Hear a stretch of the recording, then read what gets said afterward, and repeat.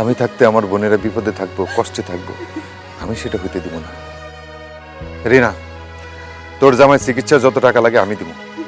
প্রয়োজনে আমি আমার রক্ত বিক্রি করে বিদেশে টাকা পাঠাবো, তার সুস্থ করে দেশে আনবো।